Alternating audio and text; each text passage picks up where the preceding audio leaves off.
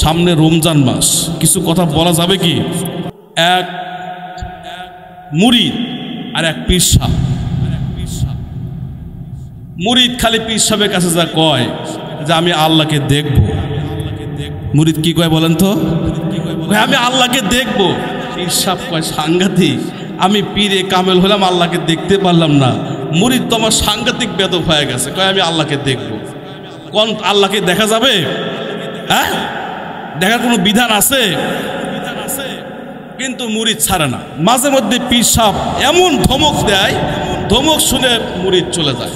আবার কি মানে ওয়াসওয়াসা আসে, কয়েকদিন পর আবার এসে কয় পীর সাহেব আমি আল্লাহকে দেখব। পীর সাহেব একদিন চিন্তা ভাবনা করে দেখছে কি করা যায়, এই বেদবটাকে কীভাবে সাইজ করা যায়। কয়েকদিন পর আবার গেছে, যা বলে আমি আল্লাহকে দেখব। বলে তুমি আল্লাহকে দেখবে? বলে হ্যাঁ আমি আল্লাহকে দেখব। তুমি নামাজ পড়া বাদ দাও। বলে নাউজুবিল্লাহ মিন যালিক। নামাজ পড়া যদি বাদ দেয়, নামাজ পড়ে আল্লাহকে দেখা যায় না, নামাজ পড়া বাদ দিলে কেমনে দেখবে? কতক্ষণ ঠিক কিনা? এই মুরিদ চিন্তা করলো পীরে কামেল তিনি এতদিন বড় আমাকে নামাজের সবক দিতে দিতে, মশলা দিতে দিতে আমাকে নামাজে তুলছে, এখন তিনি বলতেছেন নামাজ পড়া বাদ দাও, কারণ কি? এই মুরিদ করছে কি, বাসায় যায় চিন্তা ভাবনা করে দেখছে আপাতত ফরজটা কোনো রকম পড়ি, সুন্নত নফল আর বেতের এগুলো পড়ব না। একদিন যায়, দুই দিন যায়, 3 দিন যায়, 1 সপ্তাহ যায়।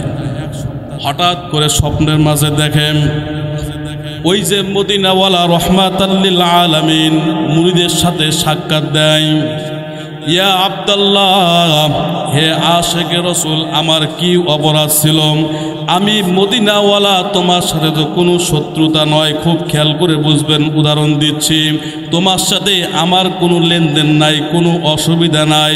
তাহলে তুমি আল্লাহর ফরজ পড়ো, আল্লাহর আদেশ মানো। আমি রাসূলুল্লাহর সুন্নত কেন তুমি বাদ দাও? কেন তুমি সুন্নত বাদ দিছো? কেন তুমি নফল পড়া বাদ দিছো? কেন তুমি বেতের পড়া বাদ দিছো? আমার সাথে তোমার তো কোনো দ্বন্দ্ব নাই। পরের দিন মুরিদ সরাসরি পীর সাহেবের বাসায় গিয়া বলতেছে, ওগো আল্লাহর ওলি, আজকে আমি রাতে যখন শুয়ে পড়ছি, রহমাতাল লিল আলামিন আমার সাথে হাজির হয়ে গেছে। আমি তোমার সাথে তো কোনো বেয়াদবি করি নাই। পীর সাহেব এখন বলতেছে, তুমি যদি ফরজ নামাজ বাদ দিত, আমার আল্লাহ, তুমি এমন আল্লাহওয়ালা আবেদ হইছ, আমার আল্লাহ তোমাকে ওহীর মাধ্যমে সতর্ক করায়া দিত। জোরে সোরে বলা যাবে কি সুবহানাল্লাহ? আর একটা উদাহরণ দিয়ে আরো পরিষ্কার হবেন। এক ছাত্র শিক্ষকের কাছে গেছে, যা বলতেছে, হুজুর আমার পড়া মুখস্থ হয় না। আমার পড়া কি হয় না? মুখস্থ হয় না। না, বারবার ওস্তাদকে ডিস্টার্ব করে, আমার পড়া মুখস্থ হয় না। তুমি পড়ো পড়ো না, পড়তে পড়তে পড়তে পড়তে মুখস্থ হয় না। মুখস্থ কেমনে হবে? যদি আপনার কলব যদি নষ্ট হয়ে থাকে, কখনো আলো ঢুকবে না। কথাক্ষণ ঠিক কিনা? অন্ধকারাচ্ছন্নর মধ্যে কখনো আলো প্রবেশ করতে পারে না। কারণ আমরা গুনাহ করতে করতে অনেক সময় কলবটা নষ্ট হয়ে যায়। ছাত্র খালি শিক্ষককে কয় যে আমি তো পড়া পারি না। আমি পড়া কি পারি না। ওস্তাদ বলে তুমি পড়ো, ছাত্র বলে পারি না, ওস্তাদ বলে পড়ো। একদিন ক্ষিপ্ত হয়ে ওস্তাদ বলতেছে যে দেখ, ওই যে আমার মাটির চুলার পাশে একটা টোপা আছে, ওই টোপাটা নিয়ে সামনে একটা পুকুর আছে, ওই পুকুর থেকে টোপার মধ্যে পানি আমার সামনে নিয়ে আয়। কাজটা সহজ না কঠিন? কথা বল না, সহজ না কঠিন? ছাত্র দেখছে যে যেমন ওস্তাদ তেমনও কাজ। টোপা দেখবেন ওই মাটির চুলাতে পাক করার পরে ওই আবর্জনার নাম কি? ছাই না? ছাই এই টোপার মধ্যে তুলে ফালানো হয়। এই ছাত্র বলছে যে টোপার মধ্যে পুকুর থেকে পানি আমার সামনে নিয়ে না। ছাত্র মহা বিপদে পড়ছে। টোপার মধ্যে যখন পানি তোলে, 1 পাও 2 পাও না আসতেই পানি পড়ে ছাপ। পানি পড়ে কি ছাপ। একদিন যায়, 2 দিন যায়, 3 দিন যায়, ছাত্র খুব কঠোর পরিশ্রম করতেছে। ক্ষিপ্ত হয়ে ওস্তাদকে বলতেছে আমি আর পারলাম না। বলে তুমি কি দিশা পাইলা? তুমি কি দিশা পাইলা? বলতেছে বাজান অত সহজ না। দেখো এই টোপার মধ্যে অনেক ময়লা আবর্জনা ছিল, যখন তুমি বারবার পানি তুলছো, পানি তোলার কারণে টোপার ময়লাগুলো আস্তে আস্তে পরিষ্কার হয়েছে। বলেন সুবহানাল্লাহ। তুমি যখন কোরআন শরীফ পড়া শুরু করছো, কোরআন শরীফ পড়তে পড়তে তোমার কলবে এত গুনাহ ছিল, আস্তে আস্তে এই টোপার ময়লার মতো পড়ে পড়ে সাফ হয়ে যেতেছে। কিছুদিন পর তোমার কলব পরিষ্কার হয়ে গেলে তুমি হাফেজে কোরআন হয়ে যাবে। জোরে বলুন সুবহানাল্লাহ। কাজে আমার আপনার বদ অভ্যাস হলো, হুজুর দোয়া কবুল হয় না, নামাজ কবুল হয় না, আপনিও করেন আপনারটাও কবুল হয় না, এরকম করা যাবে? হ্যাঁ, আমি 20 বছর কেঁদে কেঁদে 20 বছর পর যদি মদিনায় যেতে পারি, আপনি কেন কাঁদতে পারবেন না? কথা বলেন ঠিক কিনা? দোয়া তো সবসময় কবুল হয়। এমন কিছু দোয়া আপনার কাজে লাগবে যে সময় মালাকুল মউত চলে আসছে, এই সময় আপনি কিছু দোয়া কাজে লেগে যাবে। আপনার মৃত্যুটা, সাকরাতুল মউতের কষ্টটা সহজ হয়ে যাবে। সুবহানাল্লাহ বলবেন না? এমন কিছু দোয়া মুনকার নাকির যখন এসে বলবে মান রব্বুকা মান দিনুকা, ওই সময় কিছু দোয়া কাজে লাগবে। হাসরের ময়দানে কিছু দোয়া কাজে লাগবে, ফুলসেরাতে কিছু দোয়া কাজে লাগবে। কাজেই দোয়া যে বললেন কবুল হইল এরকম না, কবুল হয় জায়গা মতে গিয়ে কাজ দেবে। কথা বলেন ঠিক কিনা? কুল্লু নাফসিন যায়িকাতুল মাউত। মুসলমান ইমানদার 1 মিনিটের আলোচনায় শেষ করে দিচ্ছি। দেখেন, প্রত্যেক প্রাণীকেই মৃত্যুর স্বাদ গ্রহণ করতে হবে বাজান। বগুড়াতে যে ফ্ল্যাটে থাকি, ভাই পাগলা মাজার মসজিদ, আব্দুল সালাম হুজুরের বাসার পাশেই আমার বাসা।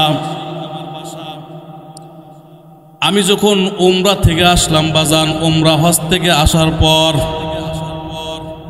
সকাল 10টার সময় দোতলা ওই ভাইকে বললাম, ভাই আপনার জন্য সামান্য কিছু হাদিয়া আনছি, আবে জমজম জমজম কূপের কিছু পানি এবং কিছু খেজুর আর তাসবিহ হাদিয়া আনছি, হাদিয়া দিছি। বাসার থেকে বের হয়ে 3 মাথা গেছি আমার ওখানে সন্ধি ছেলে পরে তার সাথে দেখা করার জন্য। কলেজ গেট না যেতেই আমার বিবি ফোন দিল, আপনার বাসার দোতলা এই ভদ্রলোক তো মারা গেছে। মুসলমান ইমানদার আল্লাহর গোলাম একটু খেয়াল করেন, কুল্লু নাফসিন যায়িকাতুল মাউত। সঙ্গে সঙ্গে আমি মোটরসাইকেলে ব্রেক দিয়ে বললাম, তুমি কি বলো, তুমি কি ভুল বলতেছো নাকি? এখনই দেখে আসলাম ভাই জীবিত, আবার এখনই মৃত্যু, কারণ কি? হঠাৎ করে ওখানে না পৌঁছার আগে মোটরসাইকেল ব্রেক দিয়ে যখন বাসায় চলে আসছি বাজান, সঙ্গে সঙ্গে দেখি আব্দুল সালাম হুজুরের বাসার পাশে খাটনির উপরে ভাইটাকে ধরে রাখছে। আমি ভাবিকে জিজ্ঞাসলাম, কি ব্যাপার? এখনই দেখলাম তাজা মানুষ, আবার এখনই মরা। ওই ভাবি ডাক দেয়া বলে, হুজুর হঠাৎ করে আমাকে বলল, আমার যেন বুকের মধ্যে ধরপড় করতেছে। সিঁড়ি দিয়ে নামাইতে নামাইতে শামসুন্নাহার ক্লিনিকের দরজায় গেছি, হঠাৎ করে ওখানে মারা গেল। ওরে মুসলমান ইমানদার আল্লাহর গোলাম, কতদিন আর অহংকার করবা, কতদিন আর বড়াই করবা? নিজে চোখে দেখা মাত্র আধা ঘন্টার সময় যেই মানুষটাকে দেখলাম, ওই মানুষটা চির বিদায় নিয়ে চলে গেল। আব্দুল সালাম হুজুরের বাসার পাশে ওনার জানাজার সামনে যখন দাঁড়ায়, ছোট্ট ছোট্ট মাসুম 2টা বাচ্চা, একটার বয়স হলো মাত্র 12 বছর, আর একটার বয়স হলো মাত্র 4 বছর। ওরে মুসলমান ইমানদার আল্লাহর গোলাম, কথাগুলো খুব খেয়াল করে শোনেন। ওই মাসুম বাচ্চা জানাজার সামনে বাবার মুখের চেহারার দিকে ধরে আর এইভাবে মাসো করে দেয়, ডাক দেয়া বলে, বাবা তুমি কি আমাকে আর মেহেরিন বলে ডাকবা না কখনো? মুসলমান ইমানদার, এই মৃত্যু কখন আসবে, কখন হবে? কিছুদিন পূর্বে সাবমেরিন ডুবে কত নাবিক মারা গেল। ওরে মুসলমান ইমানদার, পদ্মার নদীতে ওই ফেরি ডুবে কত মানুষ মারা গেল। মুসলমান ইমানদার আল্লাহর গোলাম, ওই যে ফরিদপুর জেলার নদীর মধ্যে জাহাজে আগুন লেগে কত মানুষ মরে গেল। ওরে মুসলমান ইমানদার আল্লাহর গোলাম, মসজিদে নামাজ পড়াইতে গেছি, হঠাৎ করে নামাজ পড়ে বাসায় আসার পরে আমার মুসল্লি ডাক দেয়া বলে, রাতের বেলা হুজুর আপনি কি ঘুমাইছেননি? আমি বললাম, আপনার কি হয়েছে? বলে, আমার ছেলেটা ঘুমন্ত অবস্থায় মারা গেল। পরের দিন সকালে গিয়ে দেখি 22 বছরের যুবক, টাটকা যুবক, কোনো সমস্যা নাই, হঠাৎ করে মারা যায়। কারণটা জিগাই, কারণ বলতে পারে না।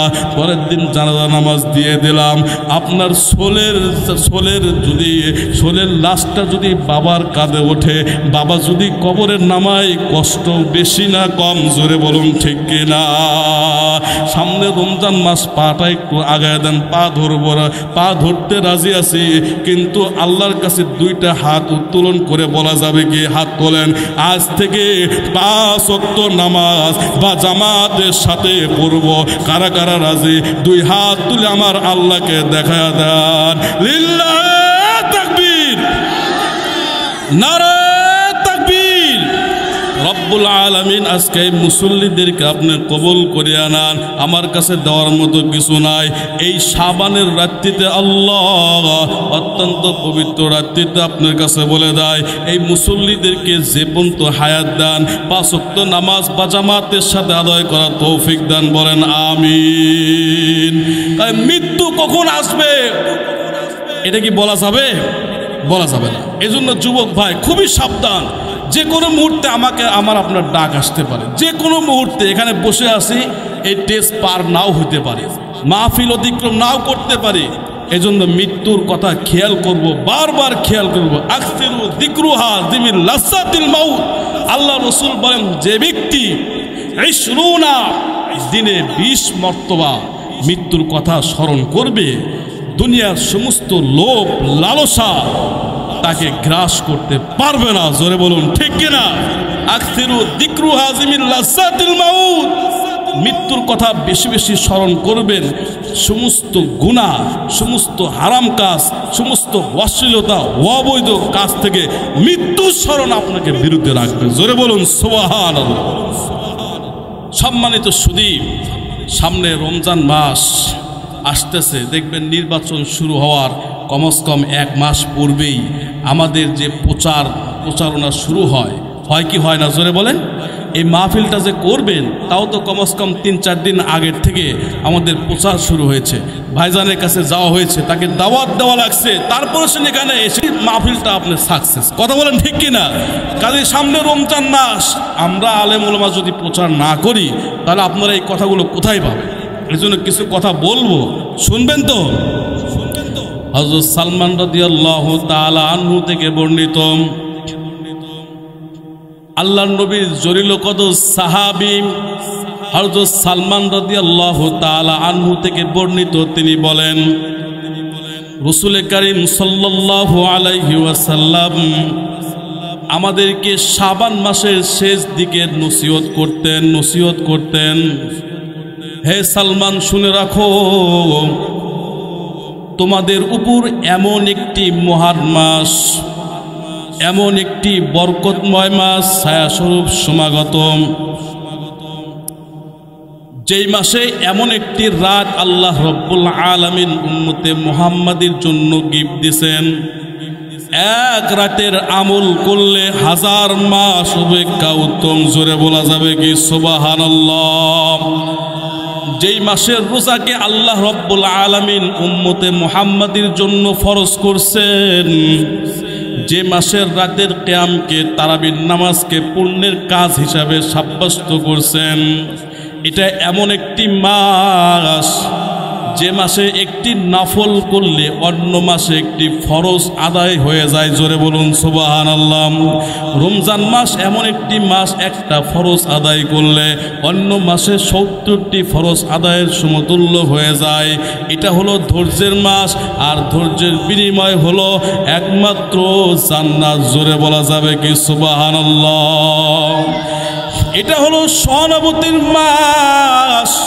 পয়গম্বর আলাইহিস সালাম ডাক দেয়া বলে, এই মাসে যে ব্যক্তি কোনো রোজাদার ব্যক্তিকে ইফতার করাবেন, তার জন্য 2টি সওয়াব। একটা হলো যে ব্যক্তি কোনো রোজাদার ব্যক্তিকে ইফতার করায়, তার তামাম জীবনের গুনাহ খাতাগুলো মাফ হয়ে যায়। আর একটা হলো জাহান্নাম থেকে মুক্তি দেওয়া হয়। সাহাবায়ে কেরাম জিজ্ঞাসা করলেন, ইয়া রাসূলুল্লাহ, ইয়া হাবিবাল্লাহ, আমাদের মধ্যে এমনও কিছু গরিব সাহাবী আছে যারা অন্য রোজাদার ব্যক্তিকে ইফতার করাইতে সক্ষম না। পয়গম্বর ডাক দিয়ে বলে, হে সাহাবীরা, তোমাদের মাঝে এমনও সাহাবী আছে আমি জানি, তবে এমন সাহাবী নাই যাদের কাছে পানি পর্যন্ত নাই। জোরে বলা যাবে কি সুবহানাল্লাহ? কোন সাহাবী যদি এক ঢোক পানি অথবা একটা খেজুর অথবা এক পেয়ালা দুধ যদি কোনো রোজাদার ব্যক্তিকে ইফতার করায়, তাহলে আল্লাহ রব্বুল আলামিন তাকেও এই দুটি সওয়াব দান করবেন। জোরে বলা যাবে কি সুবহানাল্লাহ? মুসলমান ইমানদার আল্লাহর গোলাম রমজান মাসকে তিনটি ভাগে ভাগ করেছেন। ক্বালান নবী সাল্লাল্লাহু আলাইহি ওয়াসাল্লাম, এক নম্বর হলো রহমত, 2 নম্বর হলো মাগফিরাত, 3 নম্বর হলো জাহান্নাম থেকে মুক্তি। আল্লাহর নবী, বিশ্ব নবী রহমাতাল লিল আলামিন ডাক দিয়ে করে, উম্মতে মুহাম্মাদি আমার সাহাবীরা তোমরা শুনে নাও, এই রমজান মাসে বেশি বেশি 4টি কাজ করতে হবে বাজান। 1 নম্বর 2টি কাজ এমন যে 2টি কাজ করলে স্বয়ং আল্লাহ রব্বুল আলামিন আমার আপনার উপর রাজি এবং খুশি হয়ে যাবেন। জোরে বলুন সুবহানাল্লাহ। তার মধ্যে 1 নম্বর হলো লা ইলাহা ইল্লাল্লাহু মুহাম্মাদুর রাসূলুল্লাহ। জোরে সোরে বলেন সাল্লাল্লাহু আলাইহি ওয়াসাল্লাম। এই কলেমা বেশি বেশি পড়তে হবে। 2 নম্বর আস্তাগফিরুল্লাহ আল্লাযী লা ইলাহা ইল্লা হুয়াল হাইয়ুল কাইয়্যুম ওয়া আতুবু ইলাইহি, ইস্তিগফার পড়তে হবে। আর 2টি কাজ এমন যেটা না করলেই না, আল্লাহর কাছে হাত তুলে বেশি বেশি চাইতে হবে। আল্লাহুম্মা ইন্না নাসআলুকাল জান্নাতা, আল্লাহর কাছে জান্নাত চাইতে হবে। ওয়াস্তাজিরু বিকা মিনান নার, জাহান্নাম থেকে আল্লাহর কাছে মুক্তি চাইতে হবে। পারা যাবে তো ইনশাআল্লাহ?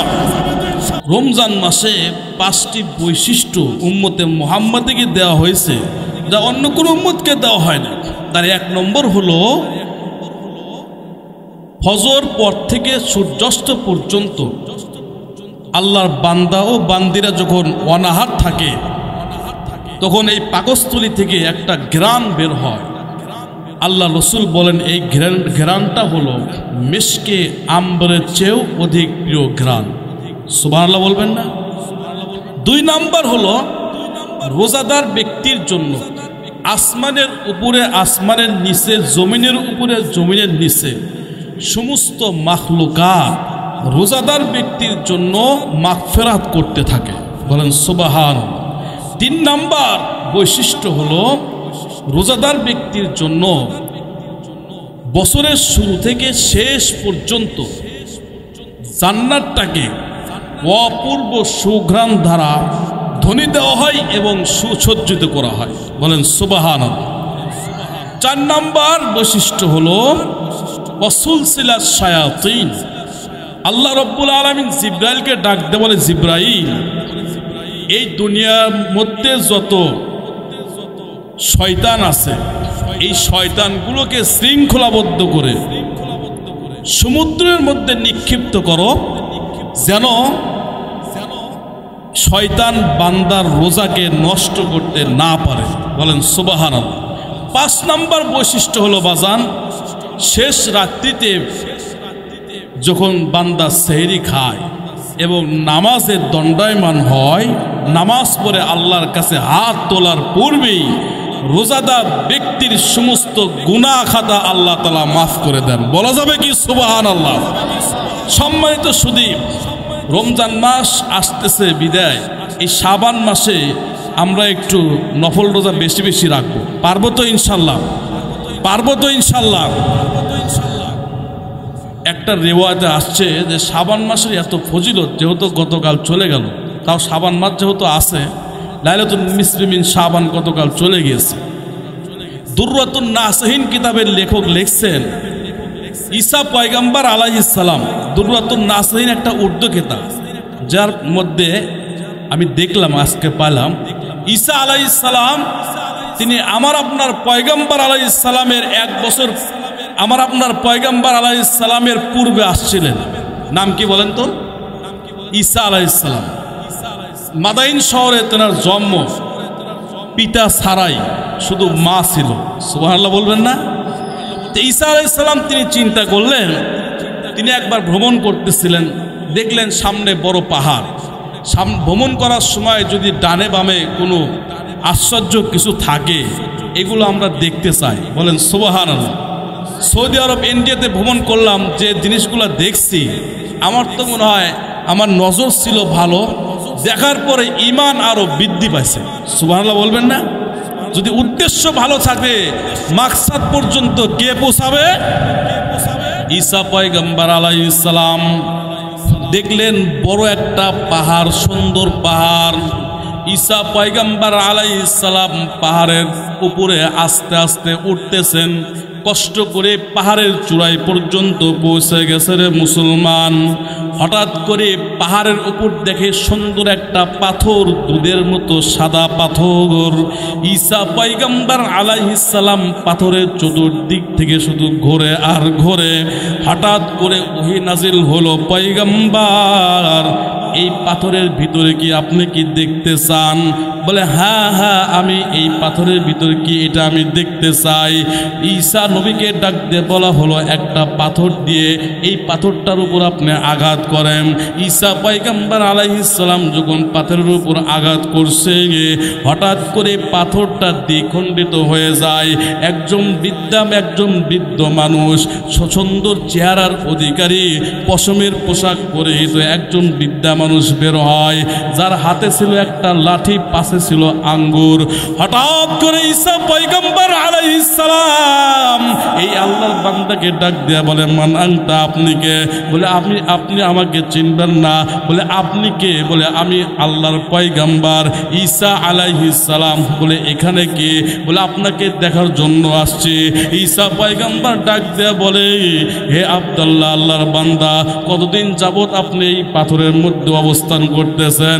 আল্লাহর বান্দা ডাক দেয়া বলে, 1 বছর নয়, 2 বছর নয়, প্রায় 400 বছর হয়ে গেল আমি এই পাথরের মধ্যে আল্লাহর দাসত্ব করি, আল্লাহ রব্বুল আলামিনের গোলামি করি।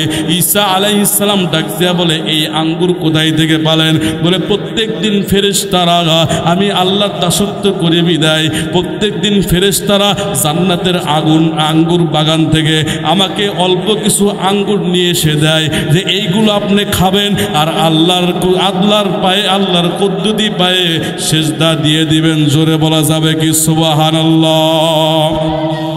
ঈসা পয়গম্বর আলাইহিস সালাম মালিককে ডাক দিয়ে বলে, মালিক, এত বড় সৃষ্টির মহান সৃষ্টি আমাকে দেখাইলাম, এর চেয়ে কোনো বড় সৃষ্টি আছে কি? সৃষ্টিগুলো আছে কি?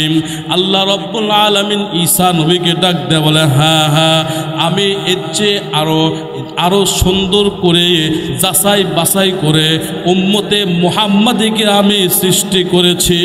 যেই উম্মতে মুহাম্মাদী এরকম শবে বরাত, শবে কদরে একটা রাত আমি দিয়েছি, যেই রাত্রে আমল করতে পারলে 400 বছর কেন 4000 বছর আমল করার চেয়েও উত্তম সওয়াব আমি তাদেরকে দিয়ে দিব। জোরে সোরে বলা যাবে কি সুবহানাল্লাহ? মুসলমান ইমানদার আল্লাহর গোলাম কথাগুলো খুব খেয়াল করে শুনবেন।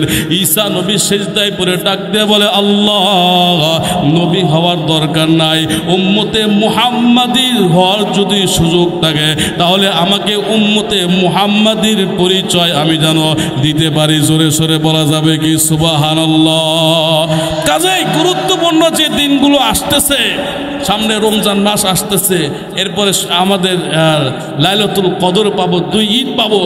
এই দিনগুলোতে আমরা বেশি বেশি আল্লাহর কাছে রোনাজারি করব, আল্লাহর কাছে মাপ চাইবো। পারবো তো ইনশাল্লাহ? বেশি বেশি ইস্তেগফার করব। ইস্তেগফার পড়লে গুনাহ মাফ হয়, কলব পরিষ্কার হয়। সুবহানাল্লাহ বলেন।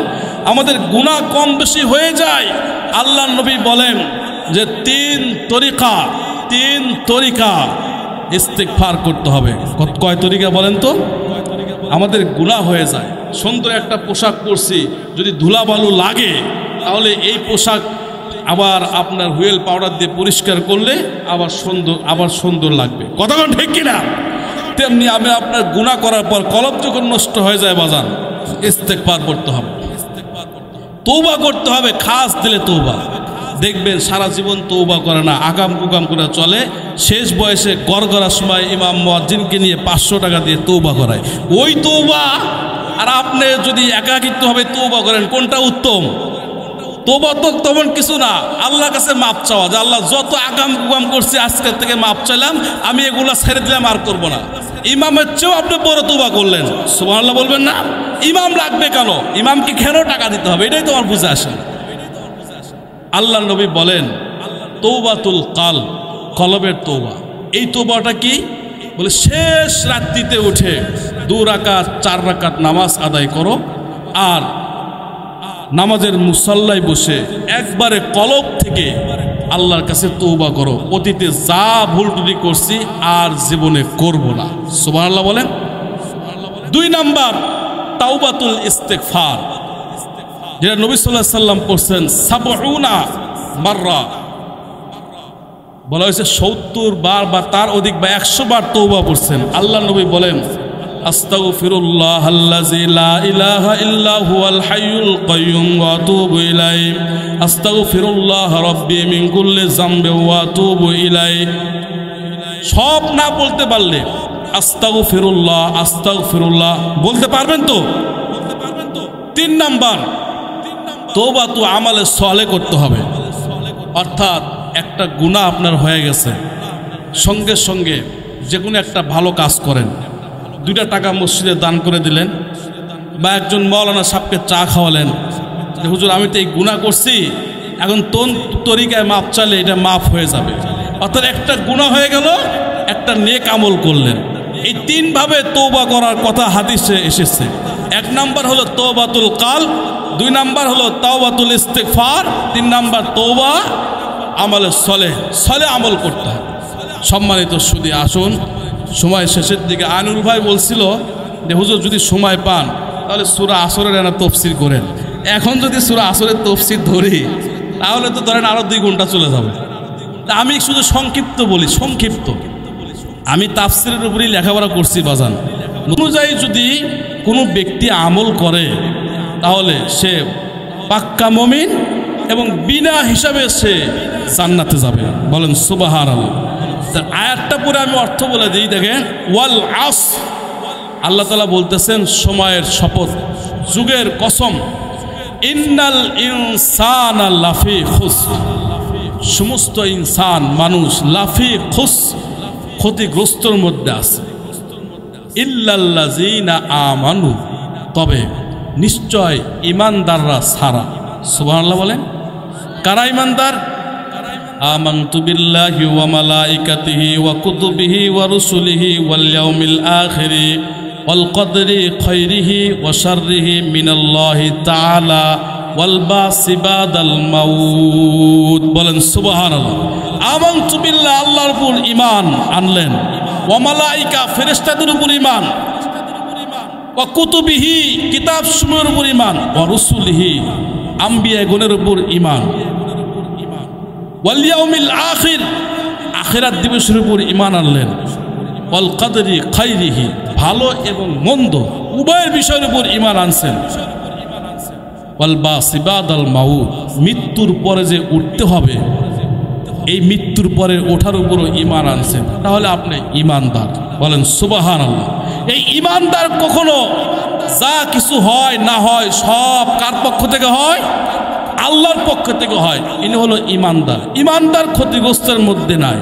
সন্তান দেওয়ার মালিককে নাকি শাহজালাল দিবে না মহস্তানের হুজুর দিবে? কার কাছে চাবেন? আল্লাহর কাছে চাবেন, আল্লাহই দিতে পারবেন, কোনো বাবা সন্তান দিতে পারবে না। জোরে বলুন ঠিক কিনা? এটার নাম হলো ইল্লাল্লাযীনা আমানু ওয়া আমিলুস সলিহাত। 2 নাম্বার হলো নেক কাজ করতে হবে। আপনি ঈমান আনলেন, এরপর নামাজ শুরু করেন, এরপরে নেক আমলগুলো শুরু করেন। ওয়া তাওয়াসাউ বিল হক, সত্য কথা বলতে হবে। কি বলতে হবে বলেন তো? সত্য কথা, পরস্পর লেনদেন করতে হবে। ওয়া তাওয়াসাউ বিস সবর, এবং সবুরের যে বিষয়টা ইসবির, পরস্পরে আলোচনা করতে হবে, লেনদেন করতে হবে। তাহলে এই 4টা বিষয়ে যদি আমরা আমল করতে পারি, আল্লাহর রাসূল বলেন এই চারটা বিষয়ই তাকে জান্নাতে নিয়ে যাওয়ার জন্য বড় একটা উসিলা মাধ্যম হয়ে যাবে। জোরে বলা যাবে কি সুবহানাল্লাহ। আল্লাহর নবী বিশ্ব নবী রহমাতাল লিল আলামিনকে উহুদের ময়দানে কাফেররা তারা চিন্তা ভাবনা করলো এখানেই শেষ করে দিয়ে দিব। ও বন্ধু, সামান্য ভুলের কারণে ছোট একটা পাহাড়, বড় একটা পাহাড়, নবী কয়েকজন সাহাবীকে নিযুক্ত করলেন, এই পাহাড়ের পাশে তোমরা থাকো, এখানে সবসময় অবস্থান করো। মুসলমান ইমানদার কথাগুলো খুব খেয়াল করে শুনবেন। কিন্তু সাহাবী ব্যতিক্রম একটু ভুলের কারণে হঠাৎ করে একজন সাহাবীর নাম হযরত কাতাদা রাদিয়াল্লাহু তাআলা আনহু, তিনি খেয়াল করে দেখতেছেন কাফেররা তারা সব কিছু মিলেই নবীকে মারার জন্য ষড়যন্ত্র করতেছে, পায়তারা করতেছে। এখন তীর মারবে। হযরত কাতাদা রাদিয়াল্লাহু তাআলা আনহুর ওই হাদিসটা মনে পড়ে গেল, লা ইউমিনু আহাদুকুম হাত্তা আকুনা আহাব্বা ইলাইহি মিন ওয়ালিদিহি ওয়া ওয়ালাদিহি ওয়ান নাসি আজমাইন। জোরে সরে বলা যাবে কি মারহাবা। হযরত কাতাদা রাদিয়াল্লাহু তাআলা আনহু সমস্ত ভালোবাসাকে উজাড় করে দিয়ে কয়েকজন সাহাবীকে নিয়ে উহুদের ময়দানে নবীকে বেষ্টন করে রাখলেন। আর একজন ওই যে কাফের, সে দূর থেকে তীর মারছে। হযরত কাতাদা রাদিয়াল্লাহু তাআলা আনহুর চোখের মাঝে এখানে বিদ্ধ হয়ে দুইটা চোখ স্থান থেকে উঠে গেছে। যুদ্ধ শেষ হয়ে গেল। আল্লাহর নবী ডাক দিয়ে বলে, হে সাহাবীরা, জীবন্ত শহীদকে যদি দেখতে চাও তাহলে আমার মুহাব্বতের, আমার জলিলগত সাহাবী হযরত কাতাদার দিকে তাকাও। হযরত কাতাদা রাদিয়াল্লাহু তাআলা আনহু ডাক দিয়ে বলে, ইয়া রাসূলুল্লাহ, ইয়া হাবিবাল্লাহ, আমার জীবন চলে যেতে পারে, কিন্তু আর একটা বার আমার আবদার, সেটা হলো আপনার নুরানি চেহারা দেখে দেখে যেন আমি জান্নাত দেখে দেখে এই দুনিয়া থেকে যেতে পারি। জোরে সরে বলা যাবে কি সুবহানাল্লাহ। আল্লাহর পক্ষ থেকে ওহী নাজিল হলো। আল্লাহ রাব্বুল আলামিন জিবরাইলকে ডাক দিয়ে বলে, জিবরাইল, নবীকে ডাক দিয়ে দাও, নবীকে বলে দাও নবীজির যেন এই জিহ্বা থেকে সামান্য থুতু হযরত কাতাদার চোখের এখানে লেগে দেয়। আল্লাহর নবীজি কাতাদাকে ডাকলেন, সামান্য থুতু মুবারক যখন এই চোখে এখানে লেগে দিছে বাজান, আল্লাহর নবী ডাক দিয়ে বলে, কাতাদা, তুমি কি এখন জমিনকে দেখতে পাও? হযরত কাতাদা রাদিয়াল্লাহু তাআলা আনহু ডাক দিয়ে বলে, ইয়া রাসূলুল্লাহ, ইয়া হাবিবাল্লাহ, আমার চোখের জ্যোতি আগে যেরকম ছিল তার চেয়ে 10 গুণ বৃদ্ধি পাইছে। জোরে সরে বলা যাবে কি সুবহানাল্লাহ। লা ইউমিনু আহাদুকুম হাত্তা আকুনা হাব্বা ইলাইহি মিন ওয়ালিদিহি ওয়া ওয়ালাদিহি ওয়ান নাসি আজমাইন। সুবহানাল্লাহ বলেন। এই জন্য অন্তর থেকে রসুলকে ভালোবাসবো, বেশি বেশি দরুদ শরীফ পড়ব। আল্লাহর পয়গাম্বার আমার আপনার সাথে এক রাতের যে কোনো রাত্রে আল্লাহ রব্বুল আলামিনের পয়গাম্বার আমার আপনার সাথে দিদার দিয়ে দিবে। বলেন সুবহান।